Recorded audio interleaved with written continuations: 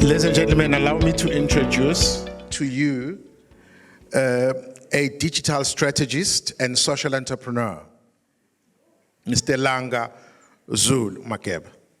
That is it. Makeba. Mr. Zulu is a digital strategist and social entrepreneur and is managing director at Brown Sense. He leads a vibrant community of over 224,000 entrepreneurs who are dedicated to driving sustainable business growth locally and globally.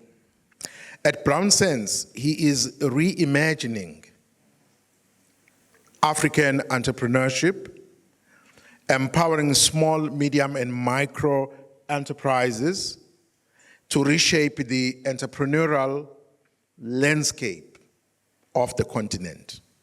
Take note, continent, not South Africa, continent.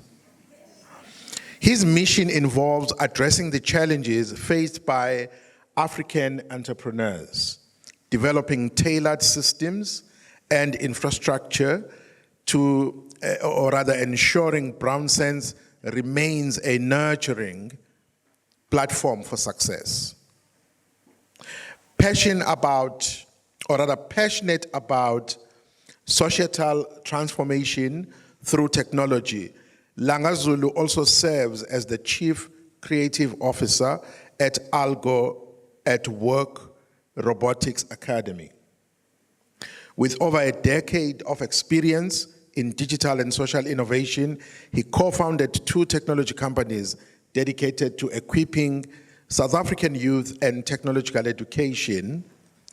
As the 4th IR commissioner, he crafts integrated strategies to propel KZN's key sectors into the 4IR era. Notice I didn't say era, I said era. Era, as in a period, right? Era. Advocating for inclusivity and monitoring tangible impacts. His diverse background from sound and lighting technology to media production enriches his approach, ensuring his communication strategy magnifies stories of impact and inspiration. A round of applause to this progressive young person.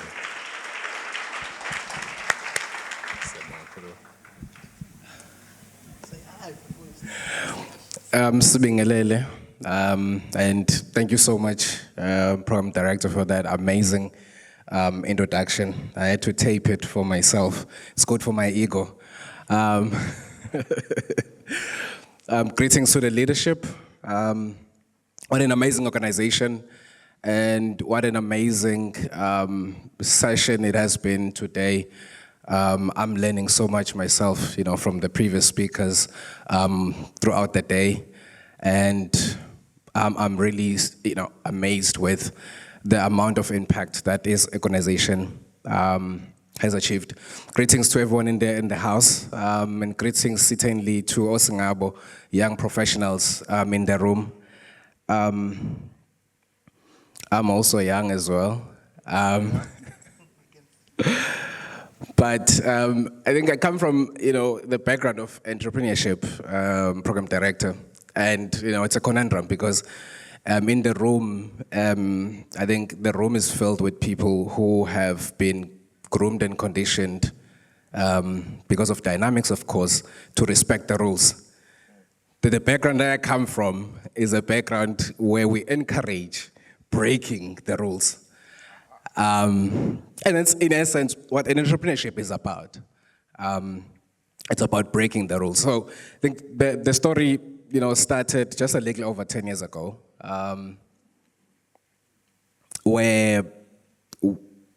and this is, I think, maybe one of the conversations as well that we just need to accustom ourselves to as young professionals, as young people in South Africa, in Africa, is that there is a big chunk of the frustrations in our communities.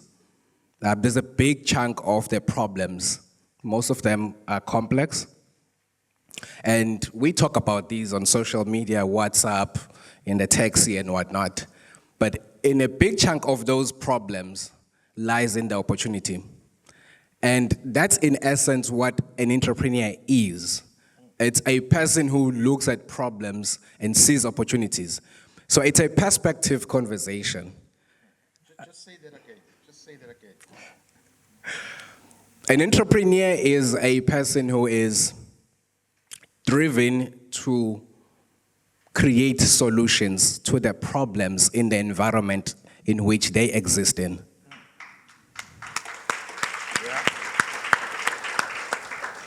So it's the year is 2012, 2013. I'm at the University of Zululand. I'm doing education, funded for by the Department of Education in KwaZulu-Natal. I'm frustrated.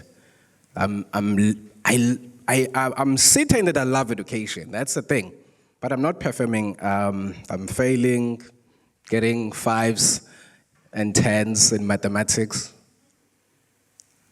And I had to do an introspection to say, what is the problem? And I realized that in as much as I love education so much, in fact, I'm obsessed with education because I read everything and anything that I bump into. But the structure, the packaging, the culture of the curriculum is what I have a problem with. So I wrote a letter to the department. Hopefully it is somewhere in the cabinet in Pietermaritzburg, because I had to hand deliver it myself to say, I am passionate about education, but I want to impact education at a much higher level than this. I'm certain that I'm not going to be the best teacher. And I do not want to do something that is not within my purpose and my passion, because a lot of the people, and this is my belief, program director, is that as much as we can cry also about the curriculum and all of that, I think the big chunk of the problem that we find ourselves with as society is that a lot of the people are in careers and professions that they do not have the passion for. And so they're just ticking the box. They're just there to draw the salary. They're just there, just to check in and check out. I certainly do not want to be this person who's also going to create this problem and be a teacher and an educator that is not going to be driven, committed to make a change. And that is how I dropped out. But again, I've identified the problem, which a lot of us have. It's not a unique problem. We all know that there's a challenge with the education system, curriculum, and the like. What is it that you're going to do as a young person? You are broke, you're from a township, you're coming from a poor background. Education is this big monster. Who are you anyway to start to solve this particular problem, which is very complex? We started to knock on doors, going to schools, talking to principals. How about we introduce, this is year 2014, somewhere around there, long before the 4AR hype and all of that generative AI and all of that conversation. Hold us in suspense before you tell us what you did. This is getting interesting. Are you following? Yes. Well, I'm a teacher, so and, I'm going to ask. Okay, so maybe before you go into what you did or what you started to do about the problem, can I just about the problem that you identified, right? I want to bring in Mr. Skubudu, and perhaps Mr. Skubudu, you give us, sort of an outline into the discussion. I see you've got something there for us. So let's hold ourselves in suspense before you go into the solutions, Mr. Zulu. No, good afternoon. All right, we're saving the best for last. But no, thanks again, Mr. Zulu, for gracing us with your presence this evening. But colleagues, you've probably seen that as CIGFARO, we've been intentional in terms of fostering your soft skills and your technical skills. And if you've been listening carefully today, there's a theme that's been happening. all stemming from our theme of the summit is that uncertainty and how you can become economically resilient looking at uncertainty. Story like you will hear it in terms of how he actually made it, becoming an entrepreneur. You see, but I think when my chairperson spoke in the morning, the unemployment is high, especially youth. It continues to be vulnerable. The stats that are released in Feb this year show that we have 32.1% unemployment rate. And out of that 31.2, youth, those aged between 15 and 34, those of us who are here, you guys, the young professionals, let me not reveal my age, make up 40-something% of that population. So we need to then find creative ways in terms of substituting what you've learned. I think Leanne spoke about learning and earning. And Mr. Zulu, you're going to hear his story in terms of what he does. But then this is an alternative, life outside your internship. Right now, we do know there's uncertainty. Maybe some of you, your internship is ending in a month's time or two, we don't know. You've probably heard absorption rates is quite low. I've seen it in my space, I'm in the public service. It's quite low in terms of absorption rates. And then obviously then when there's opportunity, still fighting for posts for people who didn't go through the same programs you went through. So this is the alternative that as CIGFARO we're very intentional. If you were here last year, you probably heard we started bringing in the concept, but now we're actually now strengthening this concept. And we're celebrating now 95 years this year. Can I get a round of applause for that? 95 years of CIGFARO, 6 years of the summit. So I think it's a great way to really bring on this new concept to these young professional summits that we're hosting around the country, and especially here in KZN Post, we're here today. So, Mr. Langa, Brown Sense, huh? That's the name. Please, sir, just enlighten us on what you do there. And I'm going to unpack certain challenges because I want the audience to be engaged. We have funders here. You saw your Standard Banks, FNBs, your CEDA is here. Italians will be joining us tomorrow. And I know funding is another challenge, probably you all thinking right now. As you think, and I heard the sir here saying he wants to be the CEO in 10 years' time. Why wait 10 years? Langa is already 10 years ahead. There's a lady sitting right here who's a professional. Salary is not popping. You think I earn a lot, but looking at inflation, I think I need to supplement that salary. And now, Mr., maybe through hearing your story, you entice me to become an entrepreneur myself. So just please enlighten us in terms of what you do at Brown Sense, the other company that you also co-founded. Just enlighten the young minds here. Let's get their minds thinking. And guys, please, this is going to be an interactive session. That's why I asked Nvogile, because we really want you guys to be interacted, to interact with us, I mean. And yeah, so please just enlighten us. Yeah. Sure, thank you, Mr. Skobut.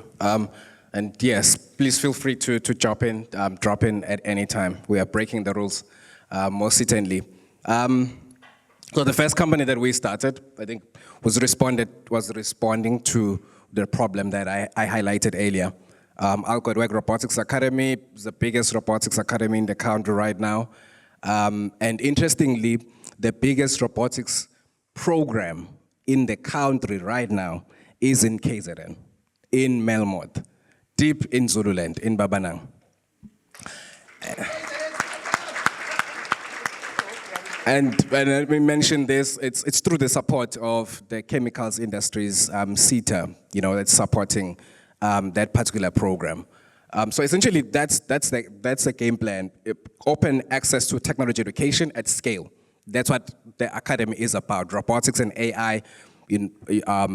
We as Africans, we've got to be able to do software engineering, build software, build products, hardware products. We're seeing Apple, we're using Samsung and all of it and the like, but how do we get to a point where we can manufacture these ourselves? And that's what we're responding to from a skills development perspective. How Brown Sense comes into that picture is because I am the managing director of Brown Sense through an equity partnership between Algo at Work as well as Brown Sense. So Algo at Work essentially owns a piece of Brown Sense equity. And why did we go that route? Is because enterprise development for us at a strategic level is integrated into the skills conversation and vice versa. That you cannot separate the two. There's so many other components, of course, but we're just talking about skills as well as enterprise development. So now you've had young people at scale doing robotics, education, being trained in that field. What then? The conversation of jobs, we all understand what's happening there. They go to Brown Sands so that they can be developed further. These solutions, the IP, that is, they discover as they doing coding, they can then develop that and commercialize that into enterprises. So that is essentially what I do at Brown Sands, to look at how do we support startups, SMMEs, entrepreneurs, bringing the solutions to the problems that they have so that we can have a thriving ecosystem within the business world and sector in South Africa. That's a lot, eh? Is it a lot for you guys to take in as well? And I heard CZ was also speak about AI, and I'm thinking to myself, that space you're in is quite competitive, but it's not really thriving in our province and in the country. We're seeing it thriving internationally. But what was the conscious decision you took? You said you started, 10 years ago? Yeah. To actually go into that space, especially, I want to throw in that funding elements, because I think we can't ignore that. That's the one question I'm sure is popping in your minds currently. How did you start the funding leg of it? Yeah. And then why did you decide to go into a space which is not really popping in South Africa, but you saw the gap? Like you said, as an entrepreneur, you identify an issue that needs to be sorted, and then you commercialize it. So please just elaborate on that space. Yeah, so I think there's a big obsession again in our communities with funding. In such a way that a lot of young people are creating NPOs, and precisely because there's that perception, or there used to be, I think, an easier access somewhat to funding through the NPO route, and I always discourage that, because I think we've got a lot more capabilities as young people to create amazing enterprises and companies that can dominate the global economy, and I don't see that happening through NPOs. It's great for us that we want to help, but I think in you helping, how do you sustain that and scale that? Because you can distribute sanitary towels to 10 girls, which is something noble and amazing. But can you do that to 1,000, to 100,000, to 1 million? Can you do that over 10 years? As you do that, how are you sustaining that operation? Salaries, operations, and the like. So that's a conversation that's critically important. But how we started was, we said we do not want to rely on funding. So we took the B2C route. In business, there's a concept of business models. Either you are offering a product to individual clients. Suppose maybe you are a drip or a batu. That's a B2C company. But if you want to trade with, suppose, private companies or government, that's a B2B company. Or you could do both, being a B2B, 2C. So it's easier when you are starting. B2C is easier when you are starting. It's difficult to scale, because now you need massive amounts of funding and resources. But when you're starting, one poster from Canva, put it up on your WhatsApp stories and say, hey, this is the product I'm selling, chakalaka, whatever it is that you are selling. In our case, it was coding. Here's coding, 1,000 rands per month. 10 parents showed up with the 1,000 rands in their hands. We've got a business, we've validated the case. Now, we're starting, running that. And obviously, as you run that, you discover so many other challenges that then will propel you to many more solutions. To say, how do we scale this? Do we raise the pricing? How do we improve the product? Who else can we trade with so that we can do many more projects and scale this to many more regions?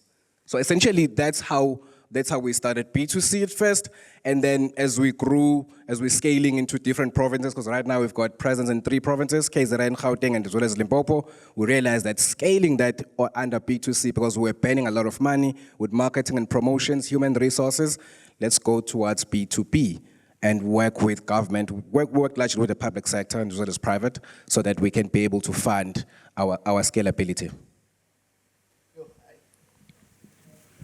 No, Zulai, the way I think I liked when you spoke about passion. Nyaguzanje, when you're talking, you're passionate about this. Colleagues, are you passionate about what you're doing currently? But it pays the bills. You're probably asking why I'm asking that. Because literally, colleagues, if I say in these finance skills, audits and risk skills, Now, obviously, they'll pay the paycheck. Like, I'm an accountant, it pays the bill, but I'm seeing it's not enough. And there's certain things that I'm passionate about. And I love how you actually monetize that. And I want us to also just touch on your failures. Because I know starting a business, especially at your age, you spoke about the funding part of it, but your passion, you monetized your passion, in which I know that being an accountant, yeah, okay, it's a bit of a passion, Yana, but it pays the bills. But there's other things that I think I'm very passionate about, and I think it's a matter of taking that leap of faith, having acquired a certain skill set, and then trying now to monetize that. At least now I know when it comes to the finance part, I won't struggle too much. But they do say,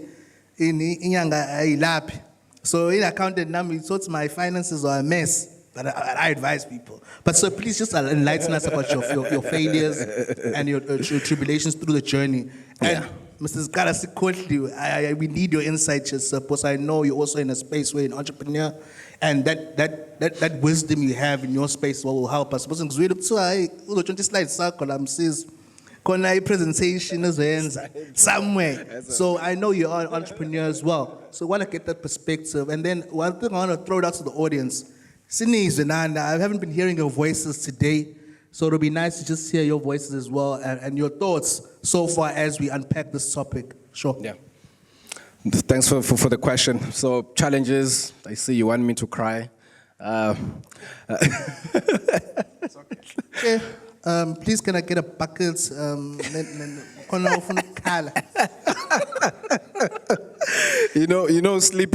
in the office without any carpet, sleeping for 7 days on end because you do not have the money to go back home. Or if you do have money to go back, you're not going to be able to come back. So the best way is rather sleep in the office because there's Wi-Fi. So you can be able to work 24 hours, essentially. But I think one of the biggest challenges, it's both a gift and a curse, this conversation of being ahead of time and being futuristic. It sounds really cool. And being innovative, we always talk about that, and being disruptive. You need to disrupt.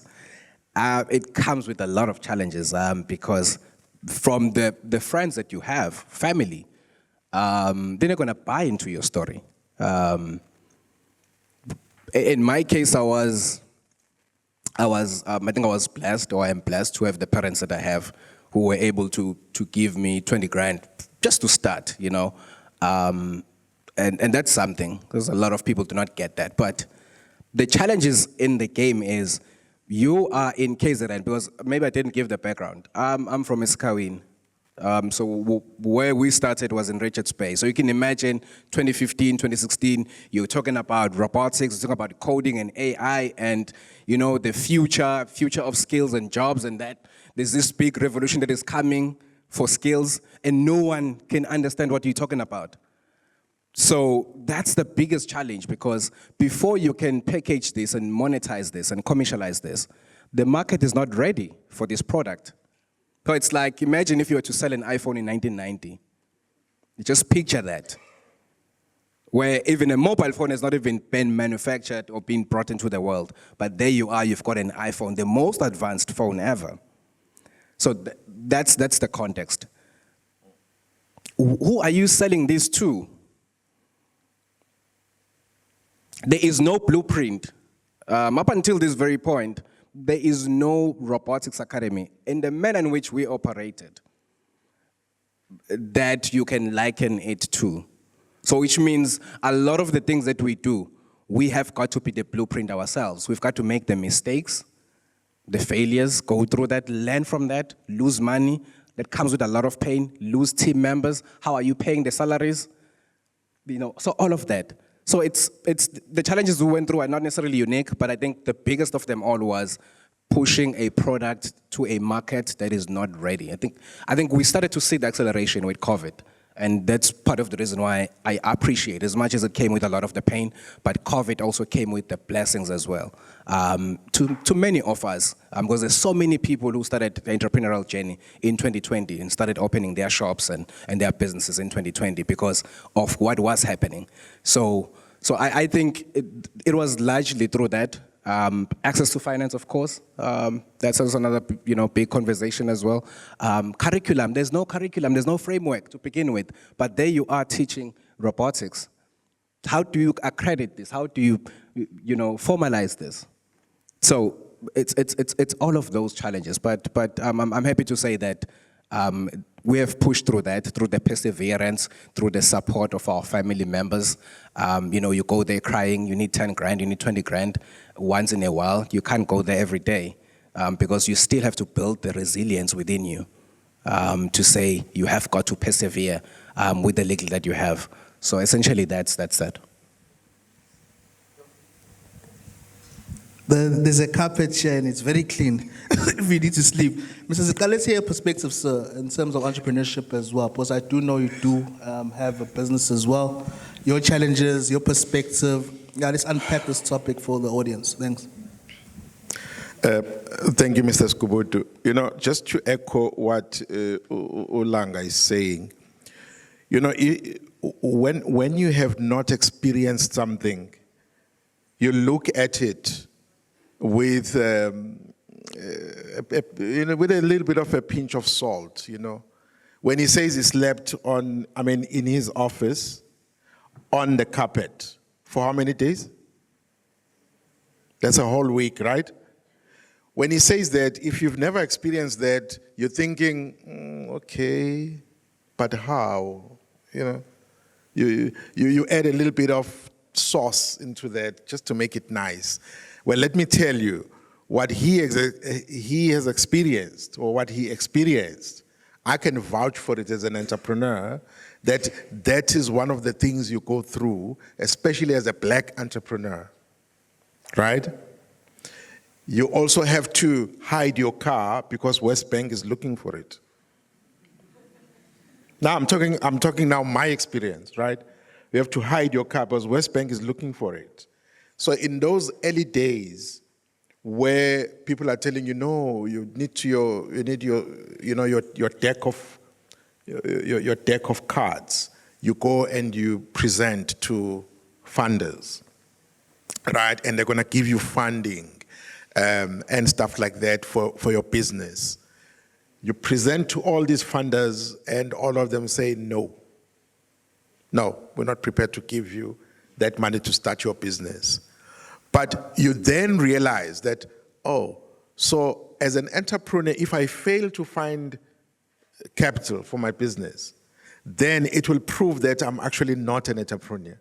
Because if you're going to go into the entrepreneurial space, you need to be a person who is a master of self, right?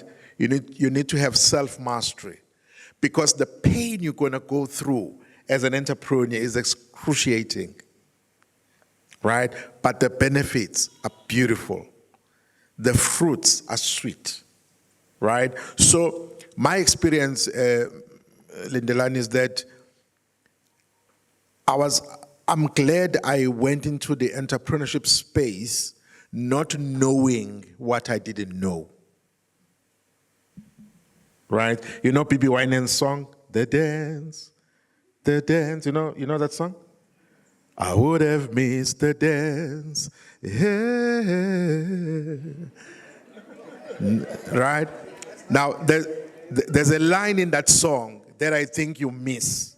There's a line in that song that says, now my life, I'm glad I didn't know the way it all would be, the way it all would go, right? Otherwise, if I knew what was going to happen, I would have missed the dance.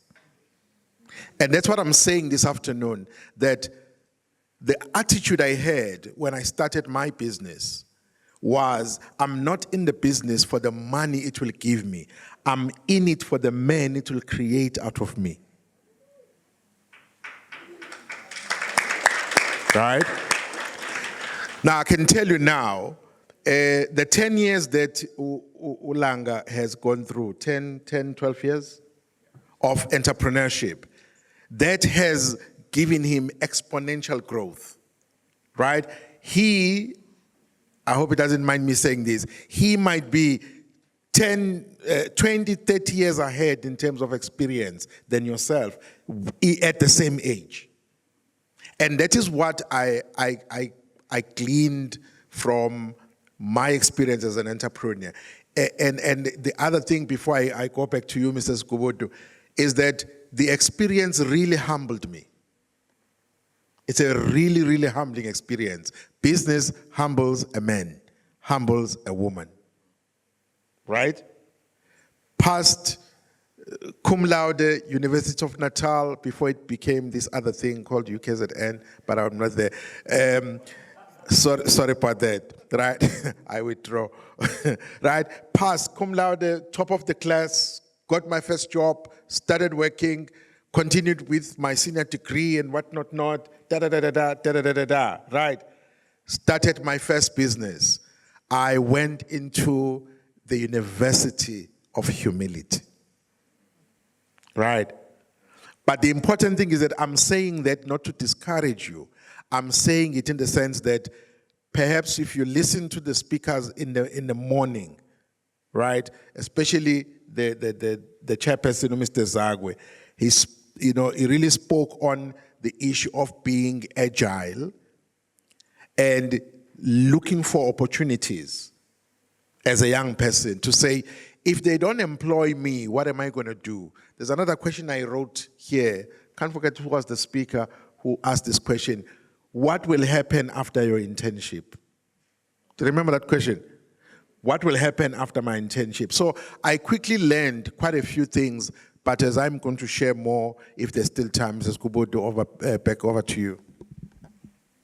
Hey, you're asking a very difficult question, and I'm sure it plays on the minds of many of you here. What happens after the internship? I think also having been a former trainee, there's that limbo that you're in. Your contract is coming to an end. What's happening? And I asked you all at the beginning is that, are you passionate about what you're doing? And gizing is not make sure. But then, what is the solution? What is the alternative? This internship is ending. As CIGFARO, we're intentional that entrepreneurship is possible. But as you've heard, it's not easy. Are you willing?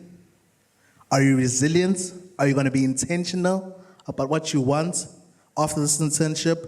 Those are the kind of questions I think you need to start asking yourself. And before I go back to my panel, I think you want to hear some of your thoughts, based on what's just been shared right now. Maybe other questions you might have based on what Mr. Uzikala has shared and Ulo Ulanga. As we just unpack this thing, I know it's getting a bit deeper. It was a bit hectic. I actually almost cried because it's very hard, eh? Success comes at a price. And I think for us who are in employment, I can only say Nesbin, and then the ladies also in business. It takes a lot of guts to go into business. And I know, Mr. Skalu, you're also a professional in your space before you got into entrepreneurship. It's not easy. But then call it and take on. Call it take on. Content apart. Drive it, it's okay. I want to go to this route, and you stuck it out. And now, as you're telling us the story, and the struggles, we won't know it all. Some of the days you literally cried and all those things, people that left your life aside. But I know it's a story of success. I think we unpacked it one of the years. There's a lot of trials and tribulations. Even the speaker today, she shared some of her heartfelt moments about success and becoming the qualified accountant that she was. So, colleagues, let me hear from you. What are your thoughts so far in terms of the alternatives? What happens after this internship? We are providing you a solution that entrepreneurship is the way. It's not easy. It will take a lot from you, but it's in it. And I think pose that question to yourselves. You say that Nico passionate. So what else can you do then if you're not passionate what you're doing right now? Or how do you find your passion within the spaces that you're in? And then now you have at the back of your head, they'll say, I've gotten these technical, I've gotten these professional soft skills. Now there's elements of entrepreneurship. I'm looking at the spaces where I need to start making extra money. Economic growth, even I was reading the Monetary Fund, they released the stats. I think we're projecting to grow as South Africa by 0.9% But guys, Google look on, and I've seen there's all these nice tech things. What the seventh WhatsApp, WhatsApp, what GP. Yeah, chat GPT, yes. And I'm young, so long I already need those skills. Now I'm putting polish up on my AI and all that tech knowledge. But you can even put in that platform and it'll tell you. And I think it's this thing of being self-aware. And Langa, before, after we come back from the audience just to get questions, I really want you to go and unpack this thing of ambition versus exposure. I know we spoke about it formally when we were chilling there, but I think it's really key because I'm seeing something here based on the stories and you shared it, Mr. Zekalo and Lang. So colleagues, revolving mic, can I see any hands? Maybe you want to ask Langa something, or there's something thought-provoking you want us to engage on. Because I think this whole session is all about engagements. We're hearing speeches, we're hearing talks, but we haven't heard your voices. And we open an opportunity to hear your voices. Even if you just say, no, I made a mistake, I'm passionate, and I can see the lights, that'll be fine as well. There's a hand this side. Okay, where's that hand? Okay, there's a hand there at the end. Igama lami uZodwa kaNdlovu from Umshwathi municipality. Anginawo umbuzo, but I think I speak for almost thina sonke mangithi we want to thank you for this opportunity. This is the second time ngizalana, and I've learned a lot taking from the topics that were discussed last year. We spoke about young professionals being agile, and then nanamhlanje, I'm learning a lot, and being someone whose contract is about to end, I've taken some notes on what I want to do when that happens. Ngiyabonga kakhulu.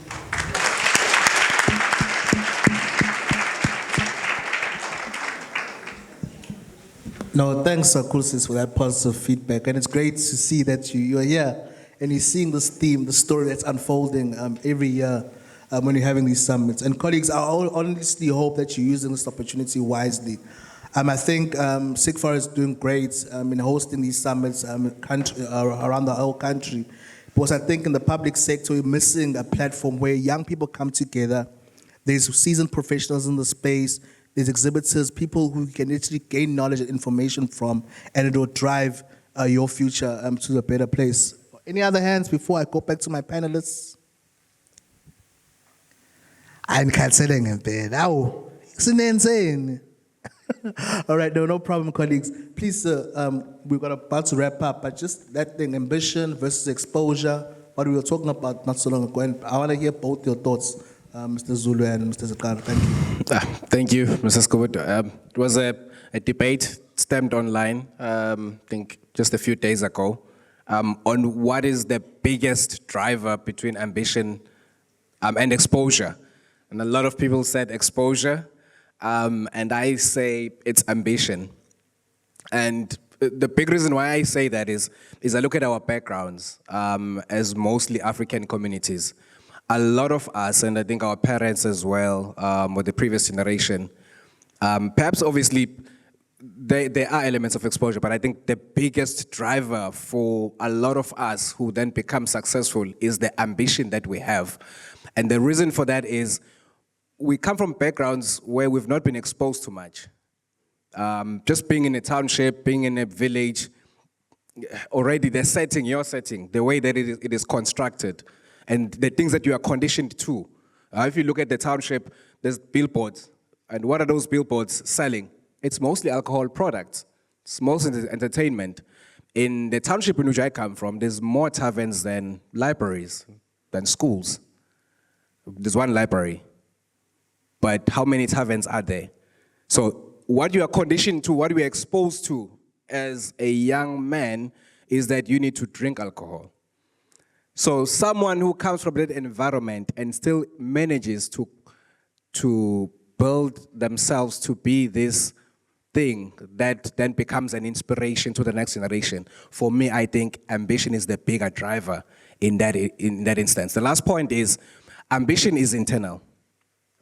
Exposure is an external process. Very important, very critical, and that's why they built the apartheid government designed townships to the way they are. They understand exposure is really important, but ambition is inwards. This is where you look at yourself, your account, you have got to be accountable.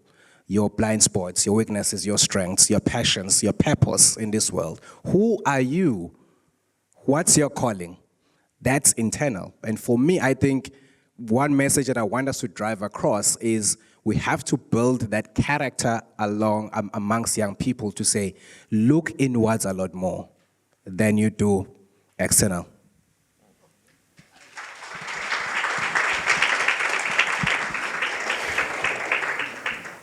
So Langa, I like what you've said about ambition, because truly ambition is a decision that you make based on what you wanted, what resonates inside of you. You know, the fire that burns inside you that produces the vision that you see about your future, all right? So basically ambition, I would liken it to a house, right? A structure, which is a house. So if you are really considering entrepreneurship as an accounting or finance professional, what I would say is that don't look at it as a finance boutique or an accounting and auditing boutique. Look at it as a business. Because at the end of the day, you need all the elements that give a business a chance to be there. So let's say you want to start your own firm, your own accounting firm, right? Take that as a house. Now, before you build a house, what do you need? What do you need to build a house? Before you build a house? You need a what? A plan, right? You need a plan. Now, in this case, a plan would be something like a business plan, interviews that you have with other people who started accounting firms similar to what you want to start. You want to document that process, right? And then once the plan is approved for your business, for your house, what do you need next? What do you need? Now you have the plan for the house. What's the next step? To build, isn't it? And to build, what do you start with? The walls? The roof? I can't hear you. Right. Now, I'm going to shock you. If you want to start a business, right, the foundation is you. In fact, let me stand for this one. Let me stand. If you are going to build that house, the foundation of that house is going to be you. If you are a person who starts things and do not finish, do not start a business. Right? Can I come closer? Can I come closer? If unoma wa boy, and noma wa boy awukwazi ukunegotiate naye as an adult, so that boy ezokhula ebona a good example to his parents. Talking to these men who are in the house right now. Right? Don't start a business, because in business, you're going to need to negotiate. And to negotiate successfully in business, you've got to be a person who knows what they want, right? And therefore, they put their feelings aside for the sake of what they want. Right? So boy akangasafarishi angasaba naye ubaba ngoba wena ubitha une beef sekudliwa nengwenya manje unengwenya nobaba kaboy. Une beef or unengwenya noma wa boy. So boy is now disadvantaged because of you. So don't start a business, because a business is when. Now there's a question that always comes, and I see it on podcasts as well, on YouTube and so on. What can I do to make my business a success? That is a wrong question. Ask me why. A person who is not a success can never have a business that is a success. because that business is going to be you. All right? If you are still embarrassed by failure, Nolwazi, ne? Nolwazi, who spoke here about her journey. You remember Nolwazi? You know, if you are going to be destroyed by visible failure, don't start a business. Because in business, you will fail before you succeed. Right? And for those who are in relationships, mhlambe usu yingoduso, or mhlambe sekuseduzane usuyalibona iJerusalema, I would advise you, right? Business will take everything from you. And people will walk away from you as you try and build your business. So with those words, I'm saying, therefore, that ambition is like a house. To build that house, you need a foundation. And that foundation, I'm saying, it is you. Skubutu, let me wrap up by saying, my business, the business that I do, Umbosi Thought Leadership Company, I basically consult with private companies and public entities and at an advisory level. So I'm a consultant who advises businesses, especially in the leadership space. Now, my work is twofold. There's work that I do with leaders, right? And then there's work that I do with technocrats, which is managers, directors, and so on. But I also play in the leadership space. In the leadership space, I've produced 2 books. And then in your space, I've produced only 1 book, which is called The DNA of Income Generating Youth and Graduates. Right? In that book, I argue 33 habits, right, that a young person in South Africa should have between the ages of 16 and 35. A young person must have in order to generate income. Not to get rich, in order to generate what? Income. Those 33 habits are in the book. Obviously, I'm not going to tell you so that you buy the book, you know. But all I'm saying is, for you to arrive at that point where that house is built, you're going to have to start by building or digging the foundation. And I'm saying the foundation is you. And how you become the foundation means that you've got to dive deep into your iceberg, all right? And discover you first before you say, I can now build a business and I can be successful into the future. Thank you.